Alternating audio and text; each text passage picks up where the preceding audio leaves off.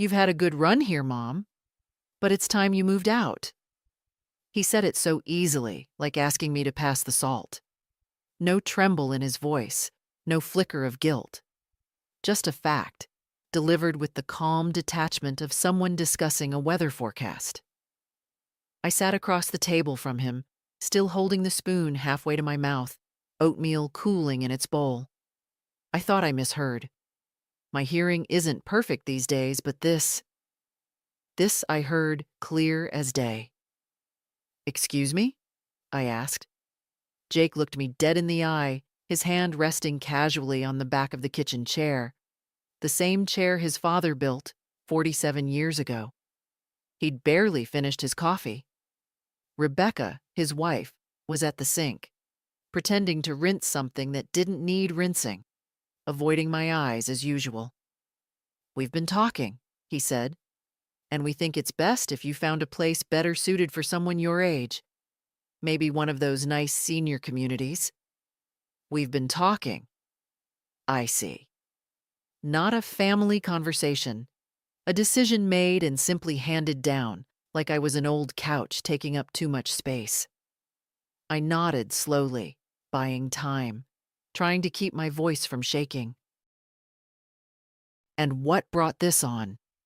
Jake sighed as if I were being difficult. "It's not personal, Mom. It's just, this house, it's not really working for us anymore. We're thinking of redoing it, expanding, maybe turning it into a home office/rental space. We need flexibility, you know?" I looked around the kitchen. My kitchen.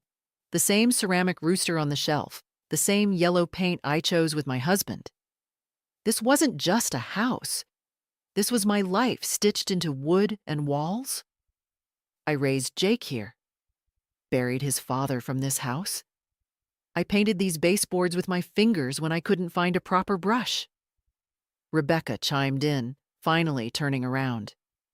"And we're saying this with love, Helen. We just want what's best for everyone. You included. Everyone, not me. Everyone else." "I see," I said, folding my napkins slowly. "So you've made up your minds." Jake nodded, relieved that I wasn't putting up a fight. "We'll help you look, of course. Maybe even cover the first few months if it's tight. But it's time. You've been here long enough. Long enough." That night, I sat in the living room long after they'd gone upstairs. My chair faced the fireplace, the same one that hadn't worked properly in years. Jake always said he'd fix it, but never got around to it. I didn't light a fire, just sat there with a blanket over my knees, staring at the shadows on the wall. 47 years. I remembered the day we poured the foundation. Tom and I, barely 30, him with a sunburn, and me with blisters from laying tile. We'd built this house board by board, paycheck by paycheck. No contractors, just neighbors, some beer, and a lot of stubbornness.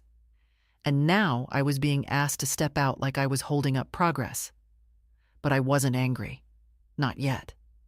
Anger takes energy, and I hadn't decided yet how I felt. What I did feel, however, was something heavier. A kind of settling in the chest. Like dust on a photograph no one looks at anymore. They think I'll just go quietly, find a soft little room somewhere with cable TV and crafts on Tuesdays. They think I'll slip away and not disturb their plans. Maybe that's what they're used to. Me making things easier. I stood up slowly, joints stiff from the cold. Walked to the hallway and turned off the light. Passed the door to Jake and Rebecca's room without stopping, their muffled laughter behind closed doors. I went into my room, my sanctuary, and sat on the edge of the bed. They'd given me no timeline, but I knew it would come soon. They'd start mentioning apartments, brochures would appear on the table, friendly tours would be scheduled. It wasn't about needing space. It was about no longer needing me. I leaned over, opened the nightstand drawer, and pulled out the little black book where Tom and I used to keep household expenses. The pages were yellowing, but I still used it. Not for budgeting anymore, but out of habit. There were notes in Tom's handwriting, receipts tucked between pages, and between two pages, folded neatly, the original deed to the house. My name, his name, paid off in full 22 years ago. The house was mine. I closed the drawer and sat still for a long time, listening to the silence that lives between the walls of old homes. The thing is, they forgot who they were dealing with.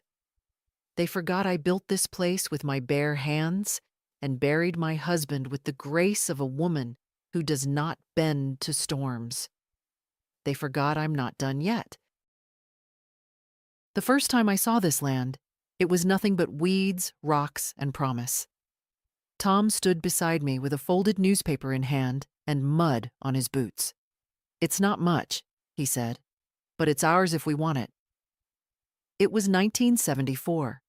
We had $2,000 in savings, one rusty pickup, and hearts bigger than our bank account. We signed the papers under a shade tree, using the hood of the truck as our table. That afternoon, we marked the corners of the house with twine and hope. That's what this house was built on. Hope, and a kind of stubborn love that doesn't show up in movies. Tom was no architect, and I was no builder, but between his hands and my will, we made it stand.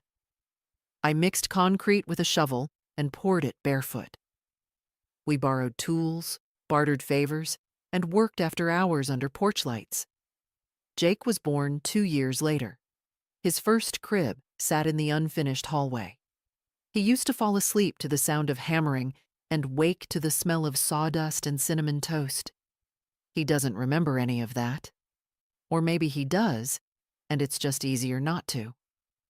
The swing in the backyard? I hung that with a torn rope from Tom's fishing shed and an old tire we pulled out of the ditch. The peach tree? Planted the day Jake turned 5. It still blooms, though the fruit's gone bitter. All these things, the little cracks in the hallway tiles, the slope in the kitchen floor, the squeaky third stair, they're not flaws, they're signatures, like wrinkles on a face that has lived long and well. I see those marks and remember who we were, who I was, before life started folding me into the background. I thought about all this the morning after Jake's announcement. I woke early, as always, brewed a pot of coffee, not that anyone else drinks it, and stepped onto the porch. The boards creaked like they always do. Tom used to say that meant the house was greeting you. "It knows your step," he'd grin. The fog was still low, brushing the grass, and the smell of damp earth brought tears to my eyes without warning. Not the kind that fall, the kind that just fill up and sting. I sat on the porch swing, pulled Tom's old flannel tighter around my shoulders, and stared out at what used to be our view. It was mostly houses now, fences, kids with scooters, a far cry from the open field we had back then. Still, I loved it. They want to take it. Not because they need it, but because they think I've had enough of it. I watched the light come up slow, washing the roof lines in soft gold, and I knew what I had to do. I wasn't going to let them sell it from under me. And I certainly wasn't going to pack my things and leave like a guest who'd overstayed her welcome. No. If I was leaving, it would be on my terms. And the house? It wasn't going to them. Not anymore. Later that day, when Jake left for work and Rebecca disappeared to her Pilates or brunch or wherever it is she goes when there's no one to supervise, I pulled the old lockbox from the top of the closet. My fingers knew the code by heart. Tom's birthday. Inside were the things that mattered. The deed, the will, the insurance documents, and the savings account we'd never touched except for emergencies. I smiled at that. They didn't even know it existed. I opened the drawer beneath it and pulled out my address book.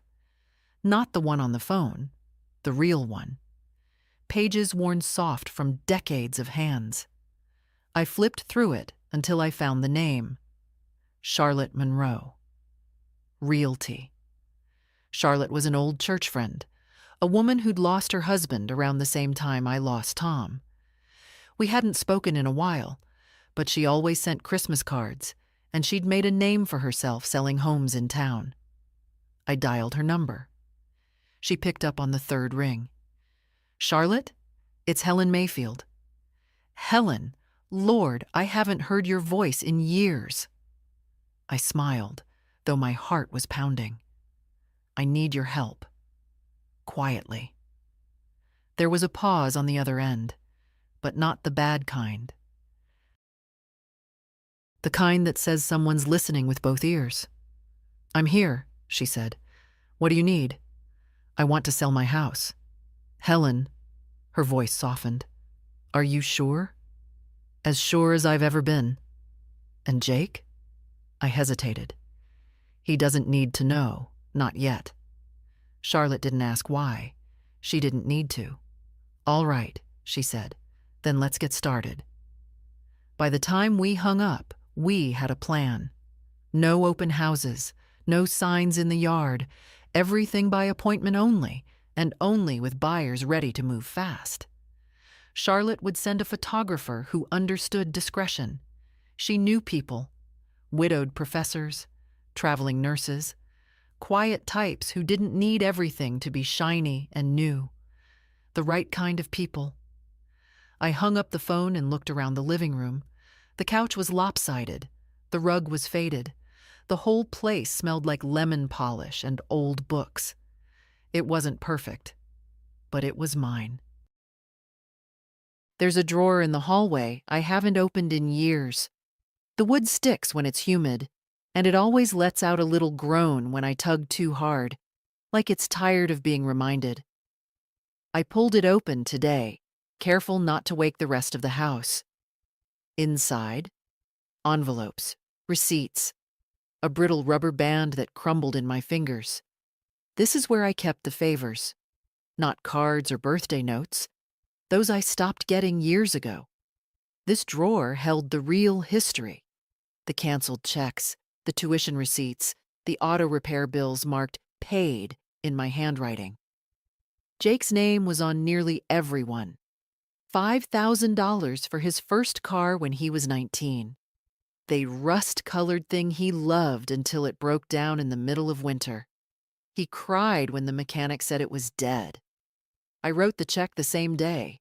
$12,000 for his student loans when the interest started stacking faster than he could breathe. "Just until I get on my feet," he said. That was 23 years ago. $8,400 for the down payment on this very house when Jake and Rebecca were struggling after their second baby. "We'll pay you back as soon as we can," Rebecca said. She even hugged me. That might have been the last time. I ran my finger along the inked names, the totals, the years.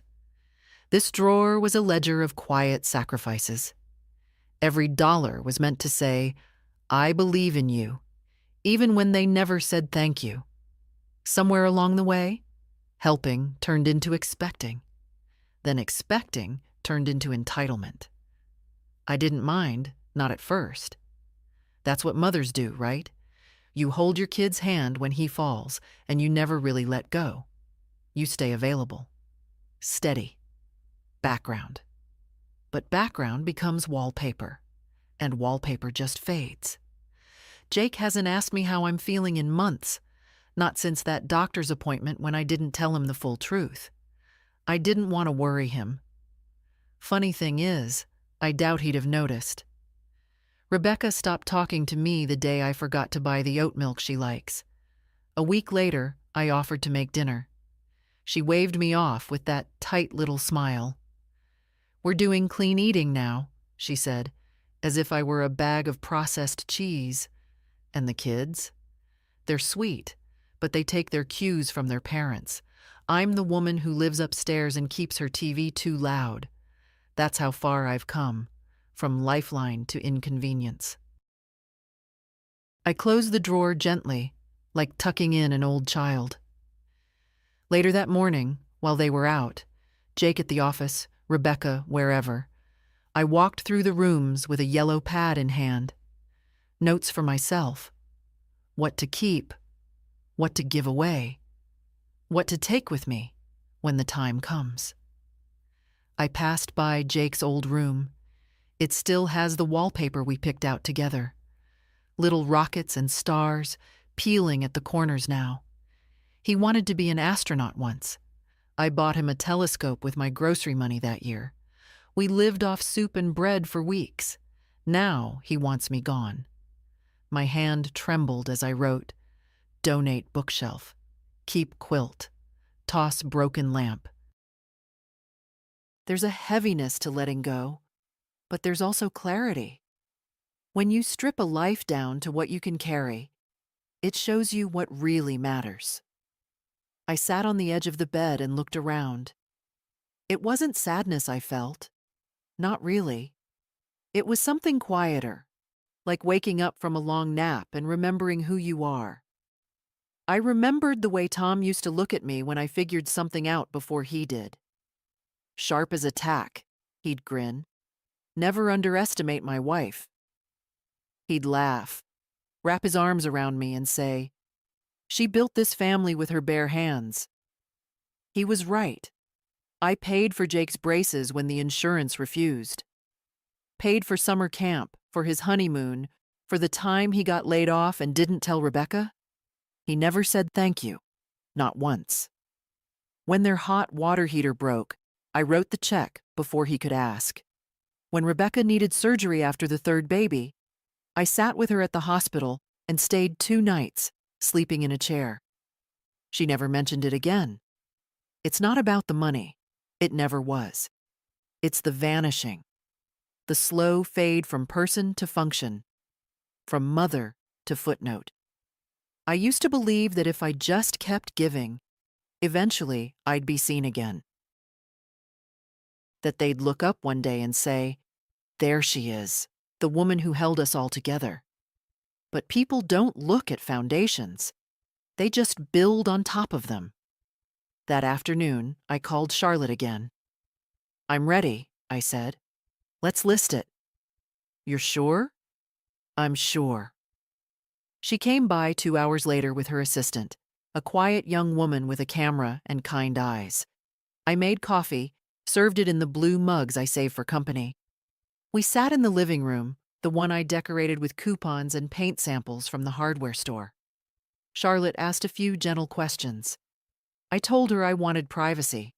No signs. No social media. Just serious buyers. People who understood what a house like this meant. Her assistant took pictures of the front porch, the hallway, the kitchen tile I laid on my knees. She paused in the living room and looked at the worn armchair by the window. This place has soul, she said quietly. I nodded.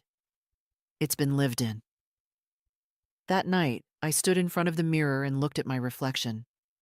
The woman staring back wasn't bitter or broken. She was awake. Rebecca's footsteps always sounded impatient, heels too sharp for a kitchen floor. That morning, she was up early, pacing between cabinets, slamming a cupboard now and then, making enough noise to let the whole house know she had things to do and someone was in her way. That someone, of course, was me. I'd made tea and sat at the kitchen table with the newspaper folded just so. A habit? A ritual. The way I kept my morning quiet, even when others filled the room with noise. She didn't look at me when she reached past to grab her supplements. Just that tight smile, no eye contact. And then she moved to the sink.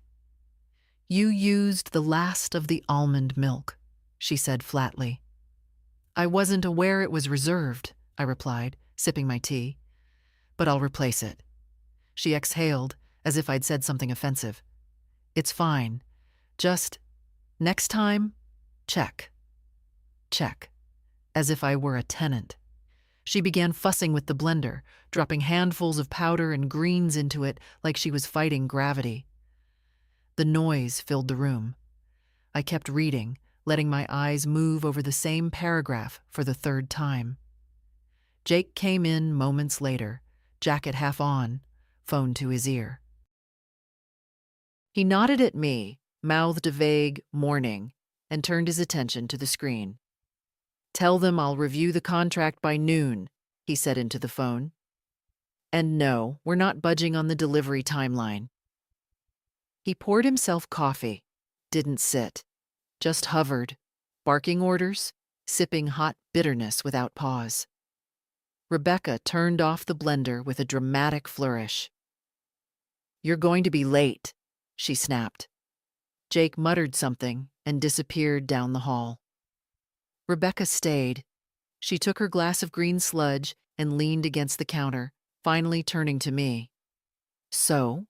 she said, in that voice that pretends to be casual but is anything but. "Have you given any thought to what Jake mentioned?"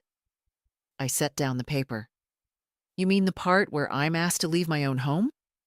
She blinked, then laughed nervously. "It's not like that." "No?" She crossed her arms. "We just think it's time for something more suitable. For you. I mean, this house is big. There are stairs. The plumbing's old. And honestly, you'd have more freedom somewhere designed for old people." "I didn't say that." "No, but you meant it." She didn't respond, just sipped her drink and looked away. I waited.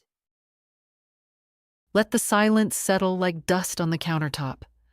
I've found it unnerves people more than words.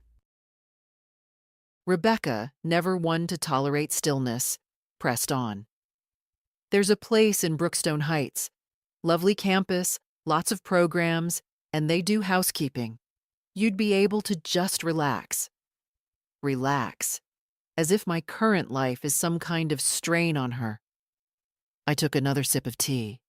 "You've been doing research. We care about your well-being." "No. You care about the space." She stiffened. "That's not fair.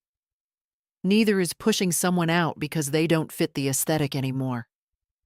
Rebecca rolled her eyes. A tick I've come to expect. "You're making this difficult." "I haven't done anything." "Exactly." She placed her glass in the sink and walked toward the hallway, muttering, "We're just trying to make this work. Don't be so dramatic." Dramatic. "I've cleaned your children's vomit off this floor at 2 a.m, I wanted to say. "I've baked birthday cakes you forgot to order. I've paid the vet bill when your dog swallowed that Lego. But yes, I'm dramatic, because I'd like not to be evicted from the home I built." She was gone before I could say more. But maybe that was for the best. I sat alone for a while, finishing my tea, the paper untouched. The words had stopped making sense. The house was quiet again, but not peaceful. When I finally stood, I didn't go upstairs. I walked outside instead. The sun was low, and the air smelled like morning grass. I stood at the edge of the yard, looking at the flower bed I once tended every Saturday. It's half weeds now. Rebecca said they were going to redo the garden. Of course they were. I walked back in and climbed the stairs slowly. Not because I had to, my knees are still good, but because I wanted to feel every step. This house, every creak and groan, still speaks to me. It tells me where Tom spilled paint, where Jake scraped his elbow trying to slide down the banister, where I sat for hours after getting the call about my sister's cancer. This house has held my whole life, and now I am being held at arm's length within it. I closed the door to my room and sat on the bed. They think they're doing me a kindness by giving me time, but I see it clearly now. They've already moved on. They're just waiting for me to catch up and disappear. I didn't sleep much that night. Not because of pain, though my joints had their usual protest, but because of silence. A silence that crept under the door, seeped into my thoughts, and made a home in the hollows of my chest. Funny, isn't it? You can live in the same place for decades and suddenly feel like a guest. The walls shift. The air thickens. Even the floorboards stop recognizing your step. By 5 a.m., I gave up pretending to rest. I slipped out of bed and wrapped Tom's old sweater around my shoulders, the green one with the worn elbows. Still smelled faintly of cedar. Downstairs, the house was asleep. I didn't bother turning on the lights. I didn't need them. I knew every corner, every creak, every place where the floor dipped just slightly. In the kitchen, I moved slow. Kettle on, mugs out. I sliced half a banana, sprinkled a little cinnamon, poured myself a cup of tea. Rituals. Sometimes rituals are all you have when your place in the world is being edited without your consent. I sat at the kitchen table, the one Tom built when Jake was in kindergarten. It still had the scratch where Jake dropped a wrench. I remember yelling, then laughing, then brushing his hair back and telling him it was just a table. He grinned, gap-toothed and proud. That table outlived the man who built it, outlived the boy who once sat at it with sticky fingers and dreams about spaceships. I ran my fingers across the grain and took a deep breath. They want to tear this all down, strip it, repaint it, stage it for guests. They want to sterilize it, make it Instagram ready, turn my life into a neutral backdrop. They want me gone so they can start again. Well, let them start again. But not with my house. I reached into the drawer by the fridge and pulled out my small notebook, the one I used for grocery lists and reminders. I flipped to a blank page and began to write. Bank, appointment, title, documents, Charlotte. Confirm buyer readiness. Start packing books. Arrange storage for keepsakes. Call insurance. Each line felt like a brick being laid. Not in a wall, in a road. A way forward. I didn't cry. Crying was for another version of me. The one who still waited for things to get better. The one who thought patience earned respect. That version was done. By 6:30, I heard movement upstairs. The thud of feet, the flush of plumbing. Jake's voice, low and clipped, probably already on a work call. Rebecca humming, always humming when she's pleased with herself. I didn't say good morning when they came down. Didn't offer coffee. I simply stepped outside with my tea and closed the door behind me. The air was still. The kind of morning that makes everything feel paused, like the world is taking a breath before something shifts. I walked out to the garden. The roses were long gone, but the earth still held the shape of them. I knelt, pressed a hand to the soil.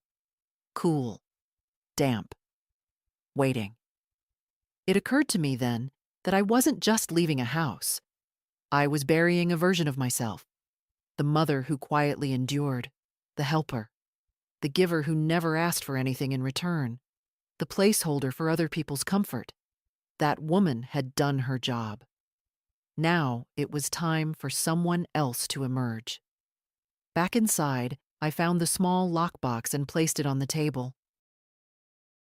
I flipped the code open, 1967, the year we moved in. Inside, everything sat in neat stacks, untouched but ready. Deed, will, investment portfolio, Tom's discharge papers from the Navy, the original floor plan of the house, sketched by hand. I laid it all out carefully. Then I took the phone and called Charlotte. Still early, she answered, voice groggy but kind. I'm ready, I said. You sure? I'm more sure than I've been in a long time. There was a pause. All right, she said. Then let's get to work. After the call, I pulled out a second notebook, a red one with a cracked spine. I hadn't used it in years. It was where I kept thoughts that didn't fit anywhere else. I turned to a clean page and wrote, "They think this house belongs to them now, that I'm just a footnote, a gentle removal, but they've forgotten something important. I was here before them. I built this from dirt and debt and scraped knuckles, and I will decide how it ends." Charlotte arrived at exactly 10 a.m., punctual as always. She parked across the street, careful not to draw attention, and walked up the driveway like a neighbor dropping by for coffee. She hadn't changed much, still had that brisk walk, the tidy gray bob, the habit of smoothing the front of her blazer before every conversation. Only her eyes had softened with age. Not duller, just quieter. The kind that had seen enough to know when not to ask too many questions. I opened the door before she could knock. "Morning," I said. She gave me a look, a knowing one, and held up a brown leather folder. "Let's do this properly." We sat at the kitchen table. Rebecca had taken the car for her Pilates class. Jake was in the den with his noise-canceling headphones on, shouting into Zoom meetings. The house had space to talk, as long as you stayed beneath the volume of their lives. Charlotte spread out the documents. Preliminary valuation, disclosures, agency agreement. Her assistant wasn't with her this time. "Discretion," Charlotte said. "She's young and sweet, but doesn't understand the meaning of the word yet." I chuckled. Good instinct. We went through everything, line by line. "The current market was strong," she said. "The neighborhood, despite its gentrification, still carried weight. The house, though dated, had character. Buyers loved character these days." "What kind of buyer are you thinking?" she asked. "Someone who needs a home," I said simply. "Not a status symbol." She nodded, made a note. "No flippers then." "No flippers. No developers. No people with clipboards who talk about knocking out walls before they've even walked through the front door." She smiled. "Understood." We talked timelines. I told her I was ready to move fast. Not rushed, but not meandering either. She asked where I'd go, and I told her. Not far. A small cottage 2 towns over, near the library and the co-op. A place I'd visited once with Tom when we were dreaming of retirement before the word meant surrender. I hadn't signed anything yet, but the place was still available. Charlotte offered to make a call when we were done. We paused when Jake came into the kitchen, looking for more coffee. He saw Charlotte, gave her a polite nod. "Oh, Charlotte, right? From church? Didn't know you two kept in touch." "Just catching up," she said smoothly. "Mom, I'll be in meetings most of the afternoon," he said, already turning away. "All right." He didn't ask what we were doing, didn't notice the papers.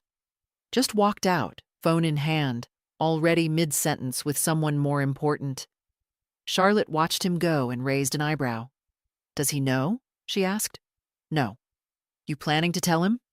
"Eventually." She hesitated. "He's going to be surprised." I met her gaze. Let him be. I've spent years giving notice. None of it was heard. We signed the listing agreement. I initialed every page carefully. Charlotte made copies and put everything back in her folder, neat as church linens. "I'll start showing quietly," she said. "No signs, no ads, just direct contacts. I have a couple, older, retiring, looking to downsize. They'd appreciate this place for what it is. Good. And when offers come in, you'll be the first to know." She stood and gathered her things. "You all right?" she asked. "More than." We hugged briefly, just enough. As she turned to go, I said, "Charlotte?" She stopped. "Yes?" If this goes smoothly, I may ask you to help with the new place. She smiled. It'd be an honor. After she left, I stood at the front window and watched her drive off. The house was quiet again. But this time, it was a different kind of quiet. Not the kind that made me feel invisible, the kind that signaled something was starting. A new engine humming beneath the stillness. The day the first buyer came, I made banana bread. Not because I was trying to impress anyone, I'm past that, but because the smell reminded me that this was a home, not a transaction. If someone didn't feel that, they weren't the right buyer. Charlotte arrived 10 minutes early, as promised. She wore a navy blue jacket, her serious but approachable uniform, and had that leather folder tucked under her arm like always. Just one couple today, she said. No pressure. They're in no rush, and they're used to older homes. I nodded.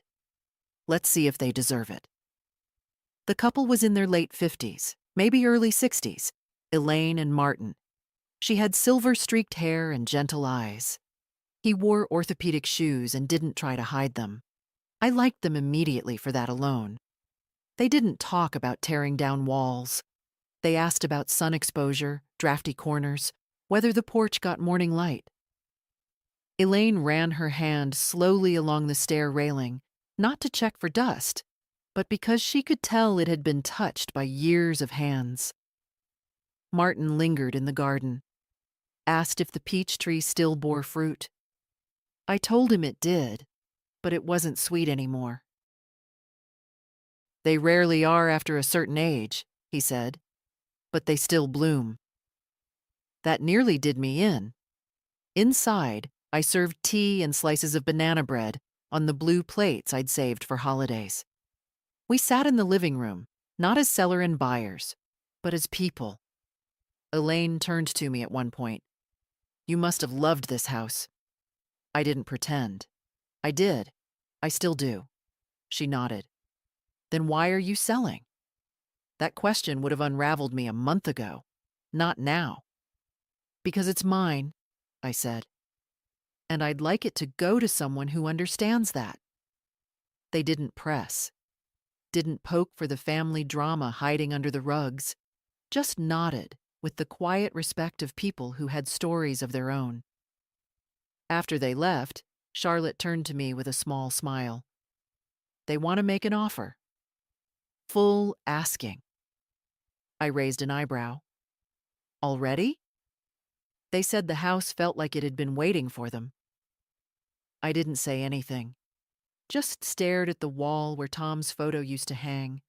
The nail was still there. I hadn't taken it down yet.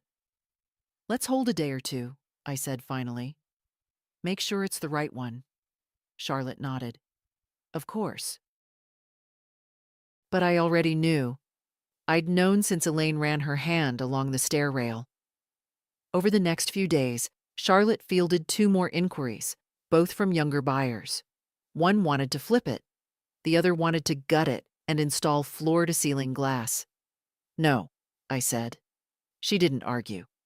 Meanwhile, I started sorting. I didn't tell Jake. Not yet. He and Rebecca were too busy ordering furniture for the remodel I wasn't supposed to know about. They'd assumed I'd leave quietly, that I'd accept a leaflet, nod through a tour of pastel-painted senior units, and vanish with a thank you basket and a prepaid Uber. They didn't know I was orchestrating something else entirely. Charlotte called the following Monday. They're ready to formalize the offer. They've waived inspections. I smiled. They really want it. They do, but they have one request. What is it? They'd like to meet you again, properly, before finalizing. Not just as the seller, but as, well, as you. That gave me pause. In this world, people don't ask for conversations. They want keys and square footage, not the fingerprints behind the wallpaper. But Elaine and Martin weren't people who rushed. Tell them I'll bake something. That Wednesday We sat again at the same kitchen table. I served peach cobbler this time, bitter but warm. The kind that needed vanilla ice cream to balance it, though I didn't have any left. They didn't mind. They brought their own. Elaine took a long look around after dessert. "We'll take care of it," she said softly. "The garden, the porch, even the creaky stair. We won't strip it down." Martin nodded. "We're not trying to change it. We just want to live in it." I believed them. That evening, after they left, I sat with Charlotte by the window. "I want 2 conditions in the agreement," I said. She raised an eyebrow. "First, they can't start any major demolition for a year. No walls, no floors, no gutting. Just living." She nodded, scribbling notes. "Second, I want one last morning here after closing. Alone." Charlotte looked at me for a long time, then quietly said, "I'll make sure of it." It's strange what your hands remember. The curve of a teacup, the squeak of a drawer, the way Tom's signature used to trail off at the end, like he was always in a hurry, but didn't want to be rude. My hands remembered those things this week as I pulled out files, signed forms, and watched 30 years of paperwork pass through my fingers like water. The sale was moving faster than I'd expected. Charlotte was efficient like that. And now it was time to make it official. The buyers had signed. The bank was ready. All that remained was for me to put pen to paper and untie the knot that had held this house to my name since 1974. I didn't cry. I thought I would. But by the time I sat in that too-cold office with a pen that looked too shiny for something so final, the tears had dried up before they began. The escrow officer, a polite young woman named Danielle, walked me through every line. "Sign here and here. This initial means you agree to vacate by—" "I know what it means." She blinked. "Yes, ma'am." I didn't mean to sound sharp. I just wanted it done. Quick cuts, not slow ones. I signed everything. When she slid the final sheet toward me, she paused. "This page confirms wire transfer instructions. You'll be receiving the funds here?" She pointed to the account I'd opened years ago, the same one Jake didn't know about, the same one I'd kept separate, not out of secrecy, but survival. "Yes," I said, "but I'll be transferring most of it to a trust." "For myself," I said.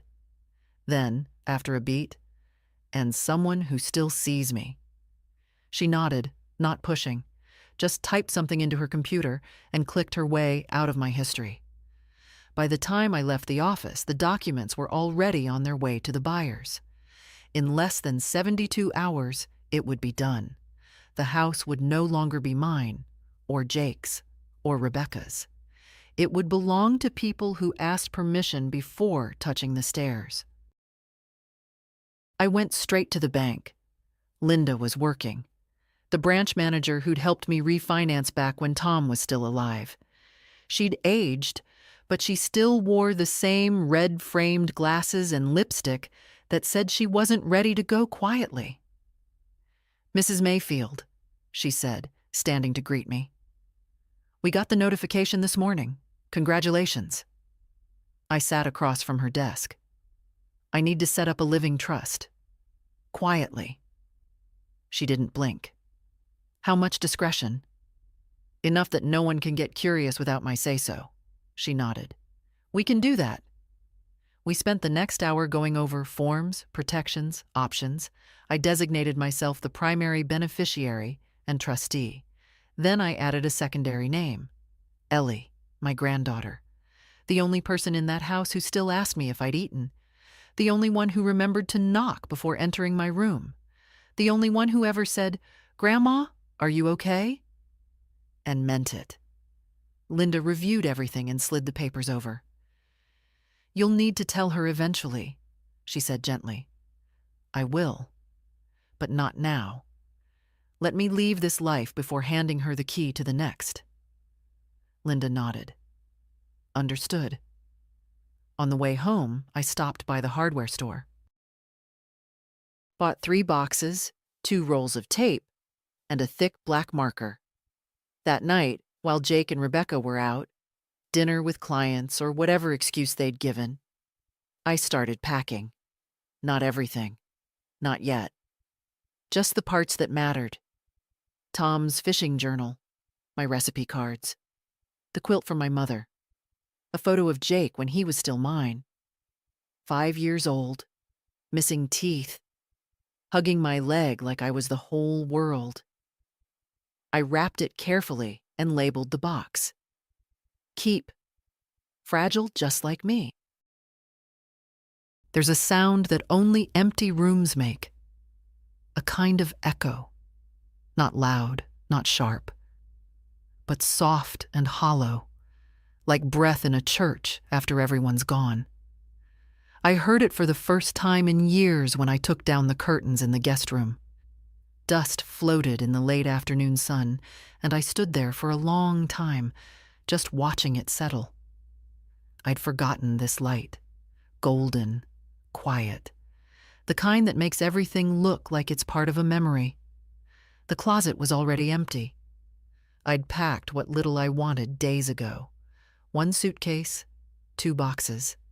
Everything else, the things I thought I'd one day pass down, I'd either donated or left in a neat pile by the door, labeled free. Jake wouldn't miss them. Rebecca certainly wouldn't. They were supposed to be away for the weekend. A conference. I didn't ask where. I didn't need to know. I moved through the house slowly, room by room, closing drawers, wiping down shelves. Each space held a story I didn't have the strength to retell. The hallway still had the growth chart I'd penciled in when Jake was little. I ran my fingers over the markings. 3-7, age 6. 4-2, age 8. And then, abruptly, the lines stopped. He'd refused to let me measure him after that. Said it was childish. I never erased them, not even when Rebecca painted the wall beige. The living room was next. I'd already taken down the photos. The only one I left was the picture of Tom above the fireplace. His eyes followed me around the room like he always had something kind to say, but didn't want to interrupt. "I'm almost done," I whispered to him. The kitchen was last. I stood there in silence, listening to the faint hum of the fridge, the tick of the wall clock. I wiped down the counters, straightened the chairs, and finally, turned to the table. I placed a single envelope on it.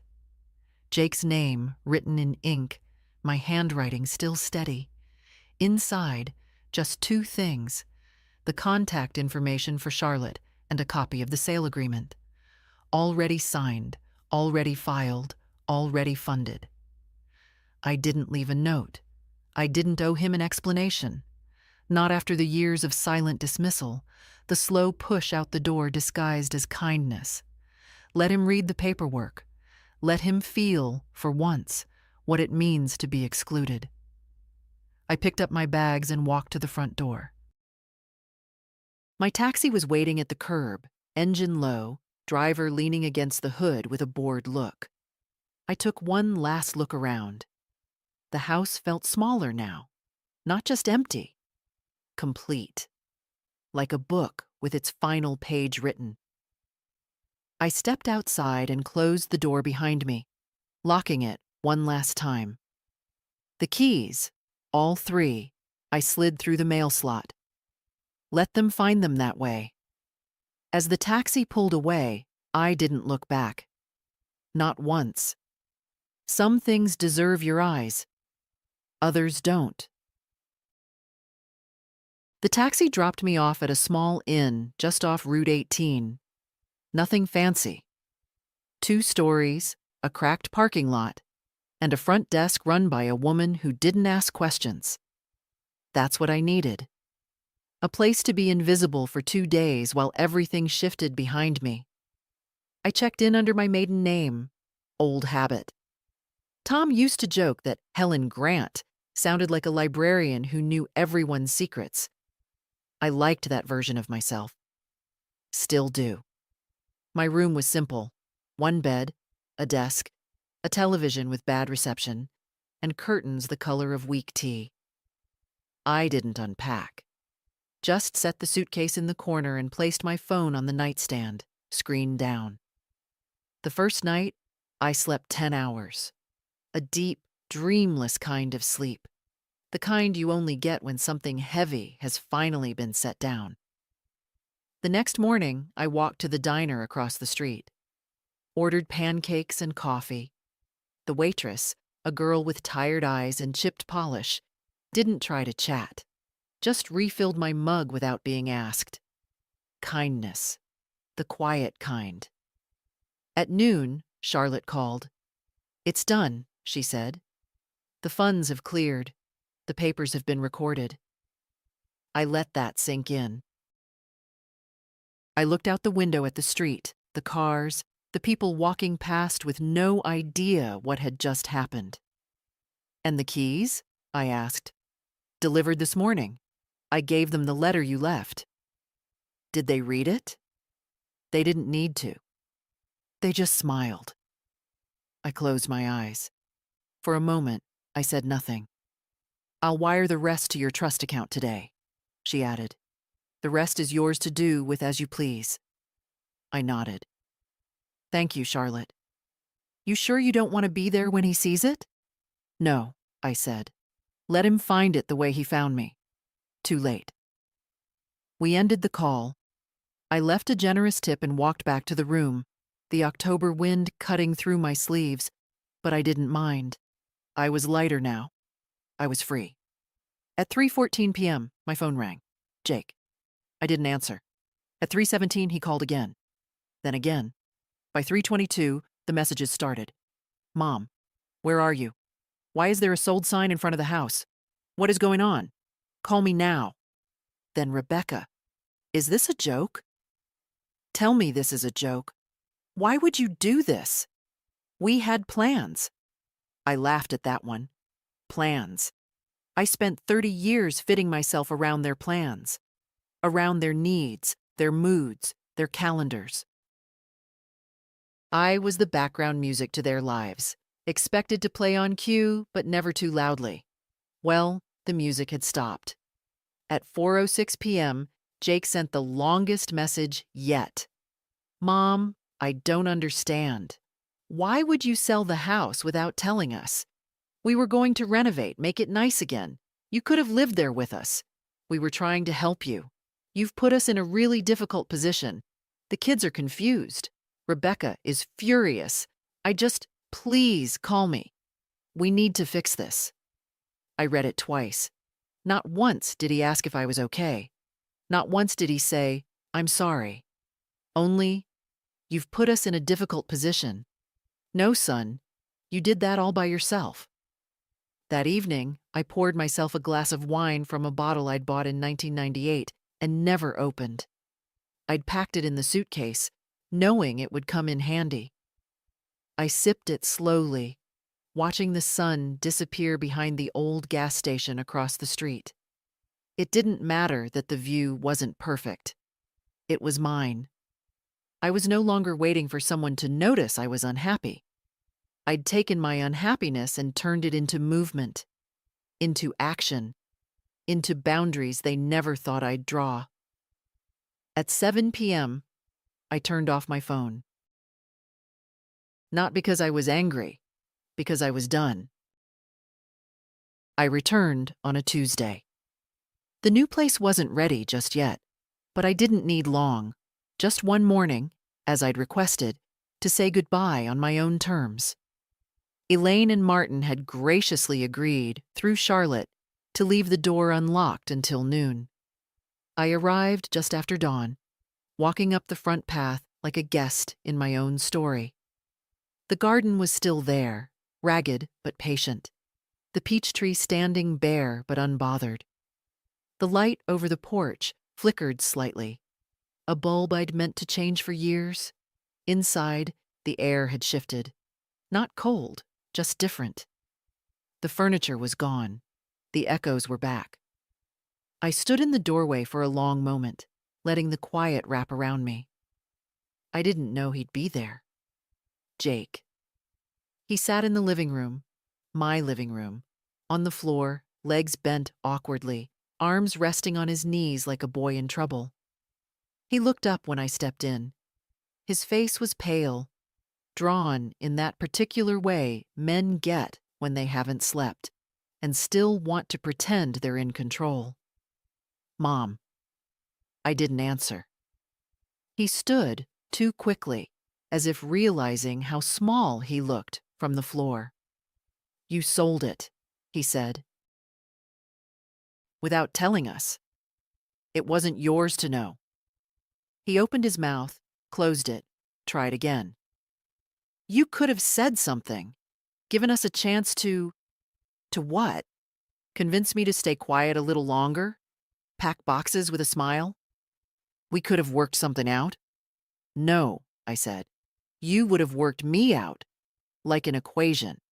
One more obstacle between your ambition and your perfect floors. He looked wounded. That stung. Not because I pitied him, but because I'd raised a man who still didn't understand the weight of dismissal. Do you have any idea how this feels? He said, stepping closer. To come home and find everything gone? I stared at him. I do. He froze.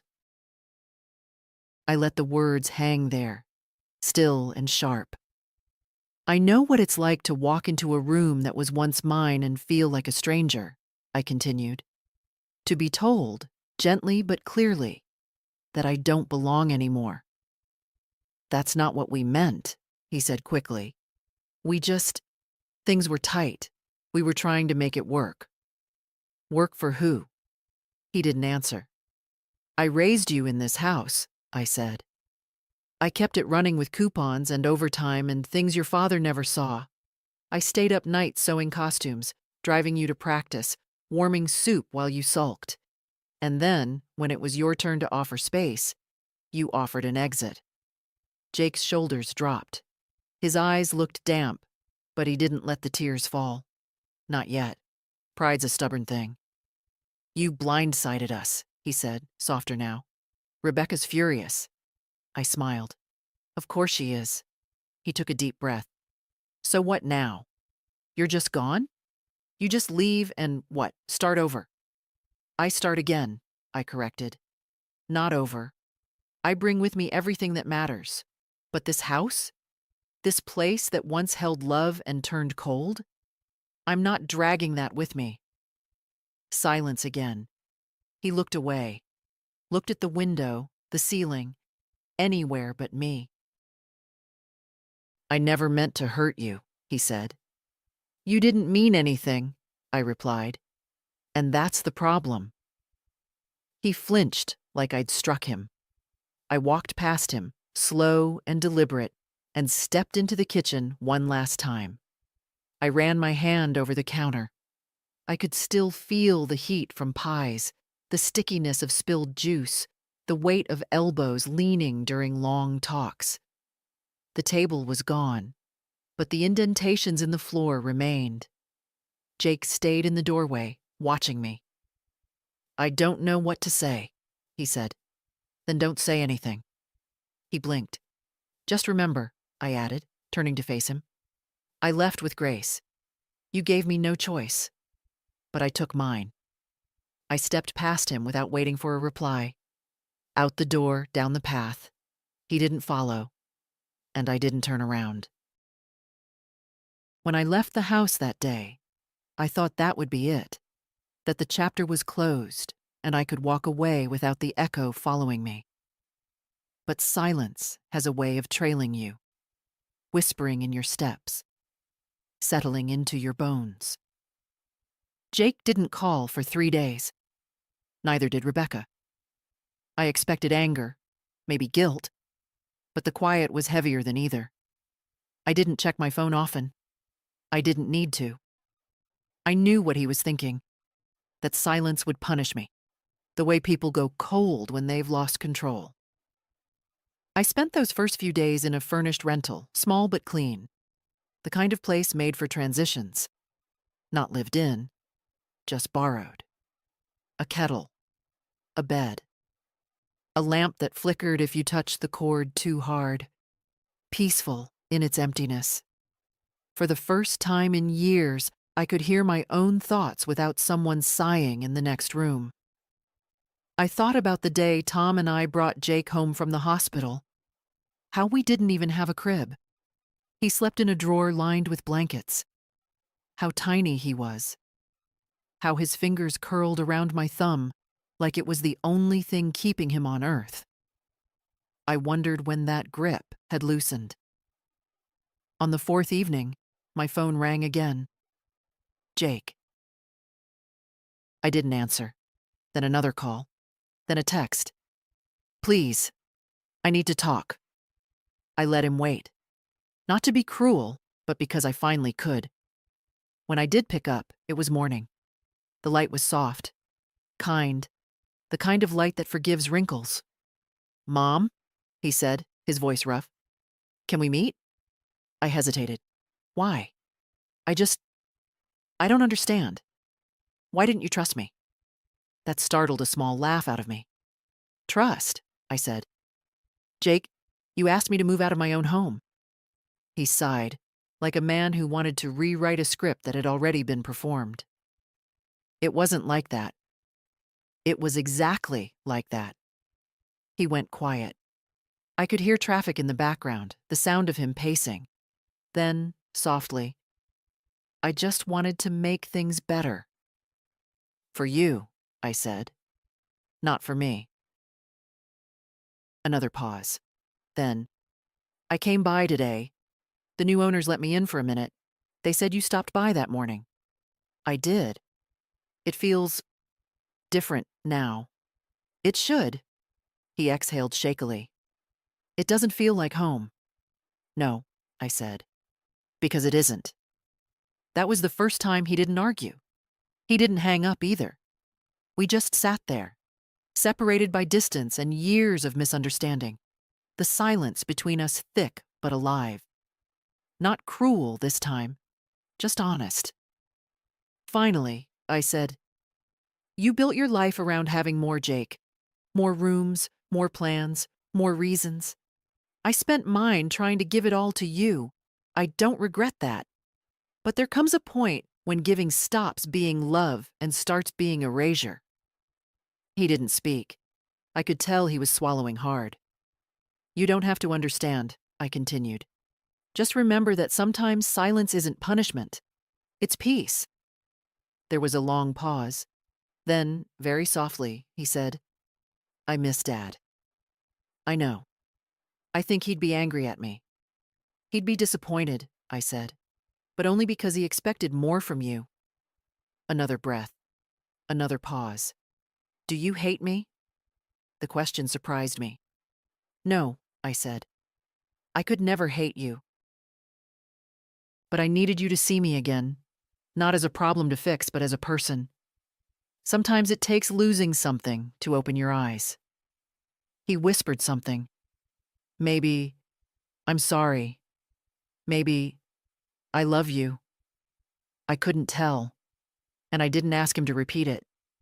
When the line went dead, I sat by the window, staring at the street below. A dog walker passed.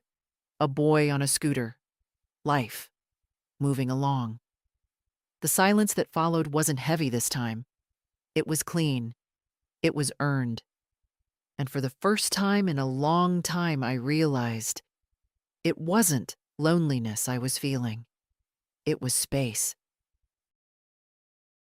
The new cottage was smaller than I remembered. When Tom and I first saw it, we joked that we'd need to downsize our memories to fit inside. But now, standing in the doorway with 2 boxes and 1 suitcase, it felt just right, like the inside of a well-worn glove. No stairs, no drafty corners, just soft light, quiet walls, and enough room to breathe without apologizing for the air I took up. The landlord was kind, a retired nurse. She handed me the keys with a smile and said, "Take your time settling in. This place needs someone like you." I don't know what she meant, but I chose to believe it was something good. I unpacked slowly, not out of fatigue, but intention. Every object I placed was a declaration. I am still here. Not in the shadows, not as a placeholder. Here, in the center of my own story. The quilt went over the back of the chair. The chipped teacup, the one Jake had painted when he was 5, sat by the sink. Tom's flannel hung on the coat hook. The photograph of me holding newborn Jake stayed in the drawer. Not out of shame, out of privacy. By the end of the first week, the space began to feel like mine. I went to the co-op on Wednesday. The girl at the register smiled without rushing me. On Thursday, I signed up for a reading circle at the library, not because I wanted to talk, but because I wanted to listen. It was strange to build something for myself without asking permission. Strange and beautiful. Jake came by on the 10th day. He called first. I appreciated that. It was the first small thing he got right in a long time. When he arrived, he brought tulips, yellow, like the ones I used to plant along the south wall of the house. He stood at the door awkwardly, unsure whether to hug me or just say hello. I didn't help him decide. I made tea. We sat at the small kitchen table, knees bumping under its narrow wood. "I wanted to see you," he said. "You're looking." He nodded, embarrassed. "I've been thinking. A lot." I waited.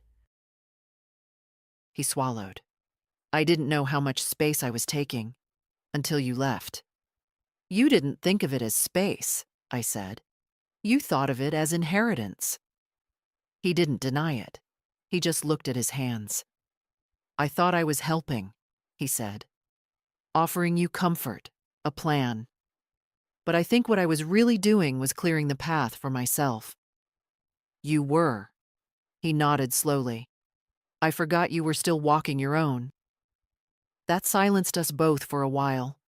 Then he said something I hadn't heard from him in years. I was wrong. I looked at him. Really looked. And for a moment, I saw the boy again. Not the man who made boardroom decisions with his mother's name in the margins, but the boy who used to fall asleep on my chest while I hummed old hymns. "Thank you for saying that," I said. He looked up. "I don't need you to fix it," I added. "I just needed you to see it." He nodded. "I see it now." He stood not long after. I didn't ask him to stay. He didn't ask if he could. At the door, he hesitated. "Ellie misses you." My breath caught, just for a second. "She keeps asking when she can visit." "She can," I said. "Any time." He smiled, real this time, and left with more quiet than he came in. When the door closed, I didn't cry. I just stood there, hands wrapped around a warm cup, letting the silence fill the room like light through linen curtains. Later that evening, I opened the drawer and took out the envelope labeled with her name. Ellie. I'd written a letter weeks ago, folded it neatly with the trust documents. Not for now. For later. A way of telling her, when someone sees you, you don't disappear. You begin. It's easy to think that when you leave a place, it stops being part of you. But it doesn't. It travels with you, not in the furniture or the boxes or the photo albums, but in the weight of how you open a door, in the way your hands reach for a switch that isn't there anymore, in the silence between footsteps, when memory fills the floor with ghosts who never meant harm but stayed too long. I felt it yesterday when I folded laundry in the new cottage. The instinct to sort towels into 3 piles instead of one. One for me, one for Jake and Rebecca, one for the kids when they stayed over. There's no reason to do that now. And still, my hands moved automatically. Old patterns take time to unlearn. That evening, I sat on the small porch with a blanket around my legs, watching the wind toy with the dying hydrangeas by the fence. A neighbor waved on her way home. I didn't know her name, but the gesture was enough. Inside, the radio played soft jazz. I let it hum in the background while I read, not to distract, but to accompany. Loneliness and solitude aren't the same thing, I've come to realize. I'm alone now, yes, but I'm not lost. Jake calls every few days. Short calls, but quieter, less defensive. He asks if I'm eating well, if I need anything. He always says my name now, not just Mom, but Mom, are you sure? And, Mom, I was thinking, as if he finally understands I exist outside his schedule. We don't talk about the house. We don't talk about the sale. That chapter is closed, and he's wise enough not to try and pry it open again. Rebecca hasn't called. I don't expect she will. That's all right.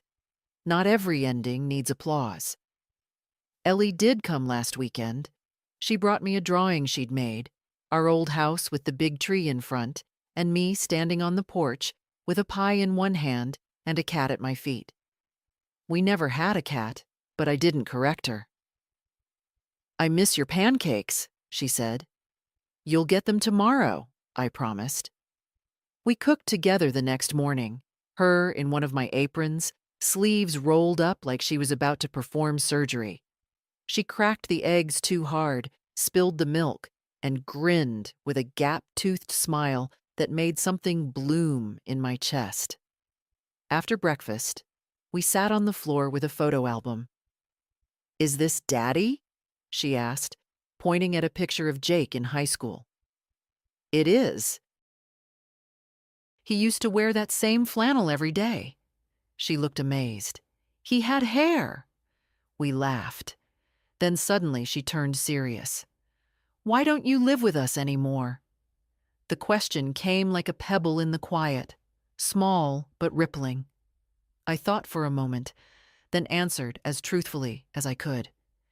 Because sometimes when people stop seeing you clearly, you have to walk away so they remember what they're missing. She frowned, thinking. Did it work? I smiled. Ask your dad. That night, after she'd gone back home, I sat with the album still open in my lap.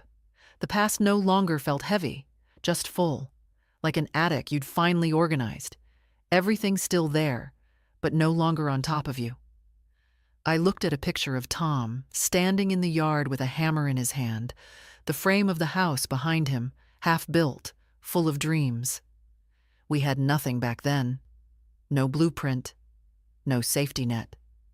Just love and a mutual agreement to figure it out as we went. That was enough. It still is. There's a rhythm to endings, if you're quiet enough to hear it. It doesn't come with fanfare. It isn't always clean. But it has a weight. A final click in the lock. A drawer that finally closes. A voice inside you saying, "You did it." That was the last page. I heard it this morning as I made tea. The kettle's whistle rising just as the light hit the kitchen tiles. My chair pulled out an inch too far, then tucked back in. The cupboard door, always a little sticky, closing on the first try. A good ending doesn't always look like a triumph. Sometimes it looks like peace. The cottage has settled around me. Not like the old house, which pressed in with memory and expectation. This place exhales. It lets me move without apology. There are no chores waiting to be noticed, no conversations to tiptoe around, just days that belong only to me. And the strange thing is, I didn't even know how much I needed that. Today I went to the post office. The woman behind the counter knew my name. "You've got something from the library," she said, sliding a padded envelope toward me. "New audiobook, I think." It startled me, that kindness. Not because it was rare, but because I was finally still enough to feel it. When I came home, I found a letter in the mailbox. Not a bill, not junk. A letter. Thick envelope, familiar handwriting. Jake. I sat on the porch with my tea and opened it carefully, as if the paper might bruise. Inside, 2 pages. No drama, no groveling, just words. I'd waited a long time to hear. "Mom, I've been talking to Ellie. She told me what you said, that when people stop seeing you, you have to walk away. I've been thinking about that a lot, and I want to tell you. I'm starting to see you again. Not just as my mother, but as a person. I don't know how to make up for the years I didn't, but I'm trying. Ellie says you made pancakes better than anyone else. Maybe sometime you'll let me come too. Love, Jake." I held the letter in my lap for a long time. Not because I didn't know how to respond, but because I didn't need to respond right away. Some things deserve to sit still, to breathe, to be felt fully before they're answered. Later that afternoon, I pulled out the second envelope, the one with Ellie's name on it. I had written it weeks ago, folded carefully around the trust documents, sealed with the quiet intention of legacy.